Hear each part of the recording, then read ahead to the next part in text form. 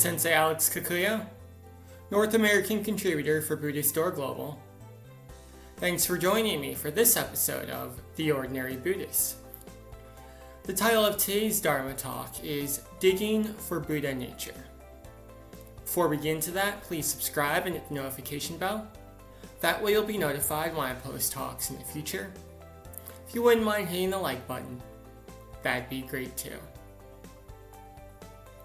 In Buddhism, we are taught that all human beings have the seed of enlightenment, known as Buddha nature, inside of them.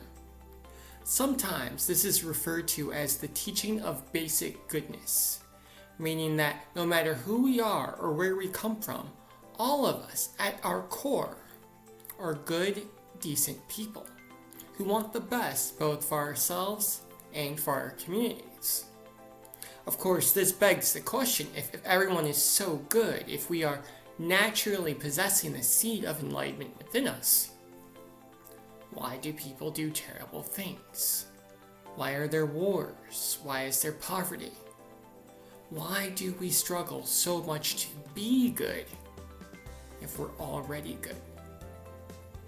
And the answer Buddha gave is that even though we have the seed of enlightenment within us, the seed of Buddha nature, and even though that seed can never be defiled, it's been buried underneath the defilements of greed, anger, and ignorance. Thus, like a treasure buried in our backyard, even though we all have Buddha nature within us, it's not always visible to the world or even to us. Thus, our practice as Buddhists is to engage in the practices of meditation, sutra study, bowing, chanting, so that we can dig out our Buddha nature and manifest our enlightenment in daily life. To understand how this works, we can think about harvesting potatoes, which is something I recently did. It was a successful harvest. We planted about 5 pounds of potato seeds and we harvested 40 pounds from the bed, which is what we would expect. However, after a couple years of doing this, I've noticed that it doesn't matter how careful you are the first time digging for the potatoes. It always takes a second, a third, sometimes even 4 passes through the soil before you get them all. What's funny is that sometimes you find some especially large potatoes and you have no idea how you possibly could have missed them. But you did. It's my theory that the soil at the bottom of the bed starts to get compacted over time. So it's harder to dig through the first couple times you go through it. And as a result, you miss the potatoes that are there. So you have to go back through the soil over and over and over again, even though you think you've got them all, because in my experience, you'll always find one more.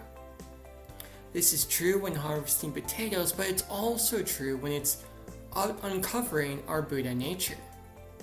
It's buried deep beneath the defilements of greed, anger, and ignorance that we've accumulated both in this life and our previous lives. And that's nothing to be angry or ashamed about. It's true of every human being.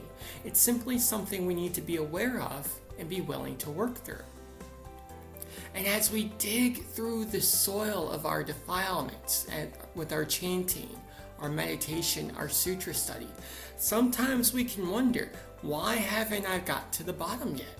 Why haven't I realized enlightenment? And the reason is because our defilements, like the soil in a garden, can become compacted sometimes over the years. Thus, we're not going to get it on the first attempt. We have to go back through the soil of our minds over and over and over again with a fine-tooth comb to ensure that we've pulled out all of our negative attachments by the root. And we can take heart in knowing that every time we do this, we get a little bit closer to the bottom. We get a little bit closer to enlightenment, and we become better able to manifest that enlightenment, that Buddha nature in the world. Making life better both for ourselves and all sentient beings. Amitabha.